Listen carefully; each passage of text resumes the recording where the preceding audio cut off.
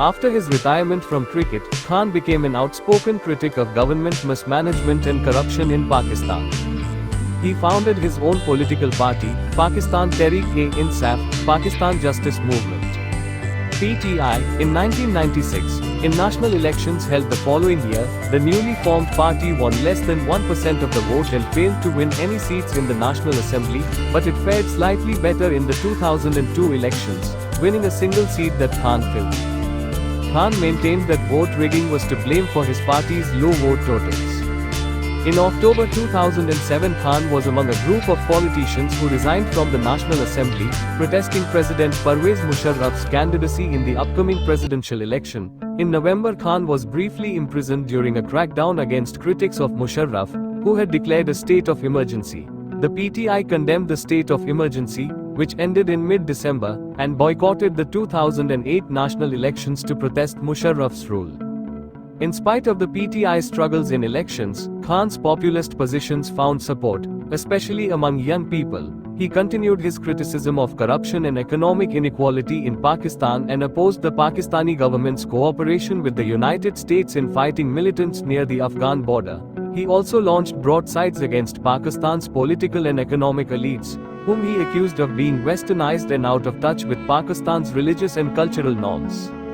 New Pakistan movement. Khan's post-premiership rhetoric has centered on the idea of building a new Pakistan, where corruption is eradicated and social justice prevails. He has presented himself as a visionary leader who is committed to completing the unfinished business of his first term, particularly in areas like judicial reform, economic restructuring, and anti-corruption efforts.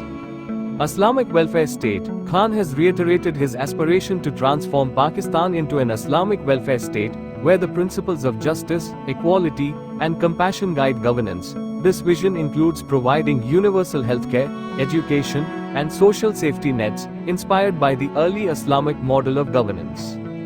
Political ascent. In the months leading up to the legislative elections scheduled for early 2013, Khan and his party drew large crowds at rallies and attracted the support of several veteran politicians from Pakistan's established parties. Further evidence of Khan's rising political fortunes came in the form of an opinion poll in 2012 that found him to be the most popular political figure in Pakistan. Just days before legislative elections in May 2013, Khan injured his head and back when he fell from a platform at a campaign rally. He appeared on television from his hospital bed hours later to make a final appeal to voters. Pakistani politician and former cricket star Imran Khan has been rushed to hospital after he fell more than 4 meters from a platform at an election rally in Lahore. Khan, who sustained head injuries, is seen in Pakistani television footage being carried through the crowd to receive medical attention. He'd been campaigning ahead of Pakistan's parliamentary elections on Saturday, in which his PTI party is expected to do well. It's unclear how badly Khan was hurt by the fall, but one PTI spokesman has described his injuries as minor, while his ex-wife Jemima Khan has tweeted that he's conscious in hospital. The elections produced the PTI's highest totals yet, but the party still won less than half the number of seats won by the Pakistan Muslim League Nawaz, PMLN, led by Nawaz Sharif. Khan accused the PMLN of rigging the elections. After his calls for an investigation went unmet, he and other opposition leaders led 4 months of protests in late 2014 in order to pressure Sharif to step down. The protests failed to oust Sharif, but suspicions of corruption were amplified when the Panama Papers linked his family to offshore holdings. Khan organized a new set of protests in late 2016 but called them off at the last minute after the Supreme Court agreed to open an investigation. The investigation disqualified Sharif from holding public office in 2017, and he was forced to resign from office. Khan, meanwhile, was also revealed to have had offshore holdings but, in a separate case, was not disqualified by the Supreme Court. Elections were held the following year. In July 2018, Khan ran on a platform of fighting corruption and poverty, even as he had to fight off accusations that he was too cozy with the military establishment. The PTI won a plurality of seats in the National Assembly, allowing Khan to seek a coalition with independent members of the parliament. He became Prime Minister on August 18th. Journey to becoming Prime Minister. Political resilience. Imran Khan's journey to becoming Prime Minister is a testament to his political resilience and determination. Despite numerous setbacks, including electoral defeats, political isolation, and intense criticism, Khan persisted in his efforts to bring about change in Pakistan. Transformation of PTI. Under Khan's leadership, PTI transformed from a minor political party into a major force in Pakistani politics, capable of challenging and ultimately displacing the traditional political elites. Significant gains but no majority. In the 2013 general elections, PTI emerged as the second largest party by popular vote and the third largest by seats in the National Assembly. PTI also formed the provincial government in Khyber Pakhtunkhwa, KPK, which gave Khan the opportunity to implement his vision on a smaller scale. However, the party did not win enough seats to form a government at the national level, with Nawaz Sharif's PMLN securing a clear majority. Electoral campaign. In the lead-up to the 2018 general elections, PTI ran an aggressive campaign focused on anti-corruption, good governance, and social welfare. Khan promised to create a Naya Pakistan that would break away from the corrupt practices of the past. His campaign resonated with a wide cross-section of the population, including the youth, middle class, and rural voters disillusioned with the traditional parties. Victory and formation of government. On July 25, 2018, PTI won the most seats in the National Assembly, although it did not secure an outright majority. PTI formed a coalition government with the support of smaller parties and independent candidates, and on August 18, 2018, Imran Khan was sworn in as the 22nd Prime Minister of Pakistan. Governance challenges. Governance and social reforms. Khan's government launched several initiatives aimed at improving governance and delivering on his promises of social welfare.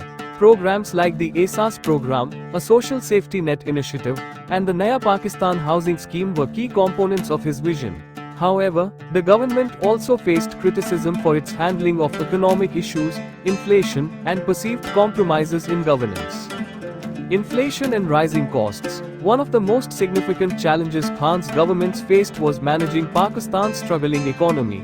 Upon taking office, the country was already facing a severe balance of payments crisis, with dwindling foreign reserves and rising inflation.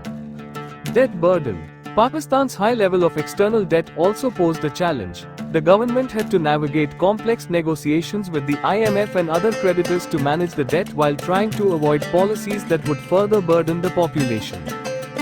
Public health crisis. The COVID-19 pandemic presented an unprecedented challenge to Khan's government. The public health system in Pakistan was not fully equipped to handle the scale of the crisis, leading to fears of a widespread outbreak. The government had to balance public health concerns with the need to keep the economy running, which led to difficult decisions regarding lockdowns, restrictions, and the distribution of healthcare resources. Opposition and protests. Throughout his tenure, Khan faced significant opposition from political rivals.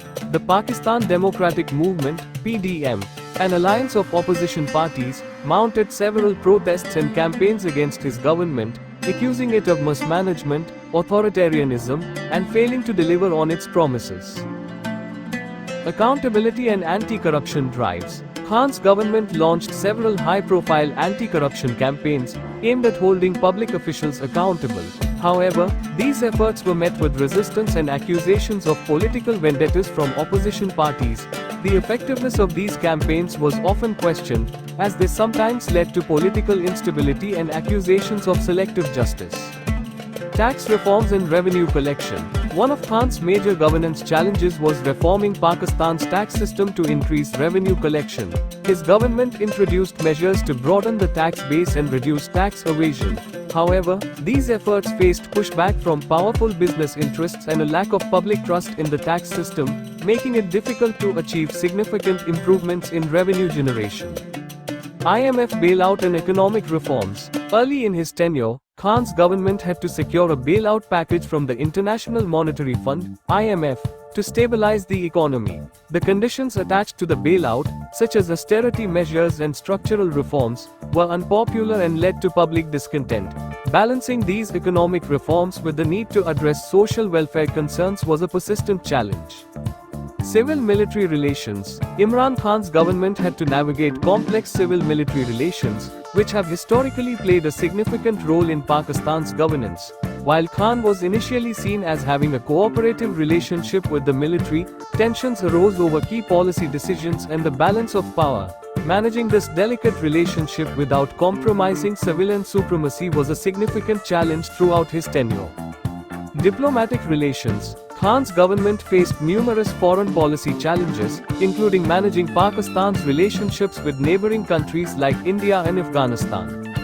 Tensions with India, particularly over the Kashmir issue, and the evolving situation in Afghanistan after the US withdrawal, required careful diplomatic maneuvering. Khan's attempts to reposition Pakistan on the global stage, including strengthening ties with China and engaging with the US, were met with varying degrees of success. Media and freedom of expression.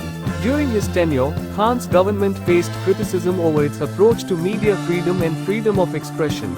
Journalists and media outlets reported increased pressure and censorship, leading to accusations that the government was stifling dissent. Balancing the need for responsible journalism with ensuring freedom of expression remained a contentious issue. Electoral system overhaul.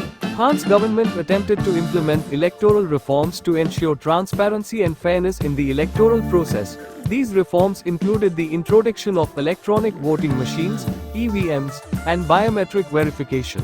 However, these initiatives faced opposition from political parties and skepticism from the public, who questioned their effectiveness and potential for misuse.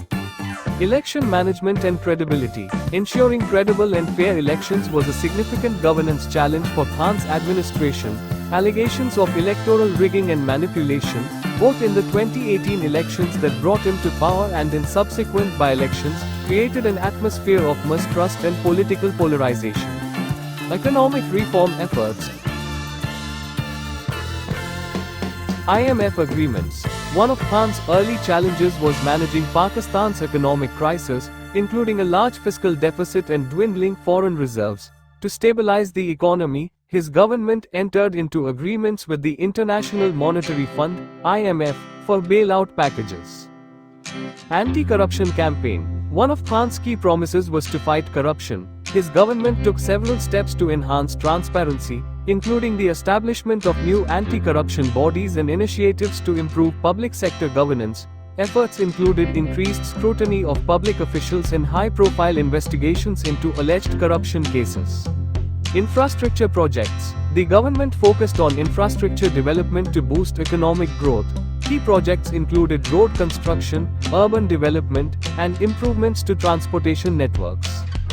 Investment-friendly policies. Khan's government sought to attract foreign investment by improving the business environment and implementing investor-friendly policies. This included efforts to streamline regulations, improve ease of doing business, and offer incentives for foreign investors.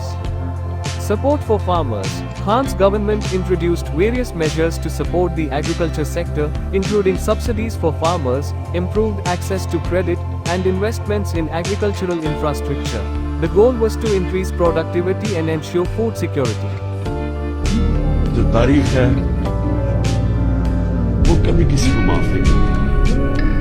कौन क्या role play कर रहा है, तारीख में हमेशा ये चीजें सामने आती हैं। लेकिन एक जिंदा कौम हमेशा अपने हकूक के लिए खड़ी होती है और हमेशा आपकी सबसे बड़ी कि आपने ये गुलामी नहीं कबूल करनी है।